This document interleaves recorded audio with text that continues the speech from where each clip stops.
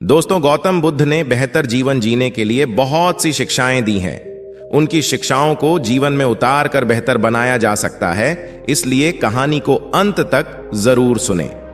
चलिए वीडियो शुरू करते हैं। गौतम बुद्ध एक दिन सुबह सुबह सभी शिष्य बुद्ध के प्रवचन सुनने के लिए एक साथ बैठे हुए थे।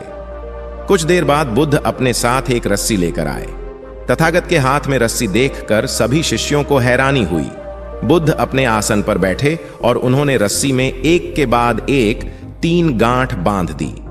इसके बाद उन्होंने शिष्यों से पूछा कि क्या ये वही रस्सी है जो गांठ बांधने से पहले थी। इस प्रश्न के जवाब में एक शिष्य ने कहा कि तथागत, इसका उत्तर थोड़ा मुश्किल है। यह हमारे देखने के तरीके पर निर्भर करता है। एक तरह से तो रस्सी वही है, इसमें कोई बदलाव नहीं है। एक अन्य शिष्य ने कहा कि अब इसमें 3 गांठें लगी हुई हैं जो कि पहले रस्सी में नहीं थीं।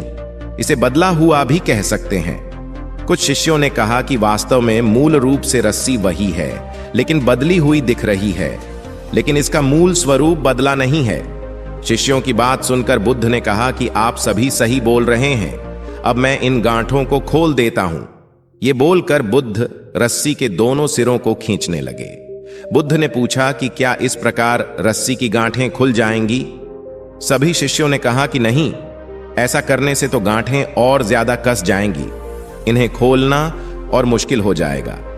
बुद्ध ने कहा कि ठीक है, अब एक अंतिम प्रश्न, इन गांठों को खोलने के लिए हमें क्या करना होगा?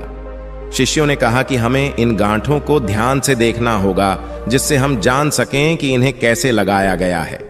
इसके बाद हम गांठें आसानी से खोल सकते हैं। बुद्ध इस जवाब से संतुष्ट हो गए और उन्होंने कहा कि यह सही बात है।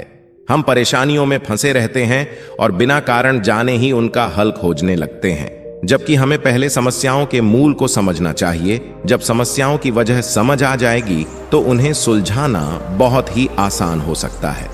दोस्तों, कहानी कैसी लगी कमेंट में जरूर बताएं। इसका आपके जीवन में क्या प्रभाव पड़ सकता है?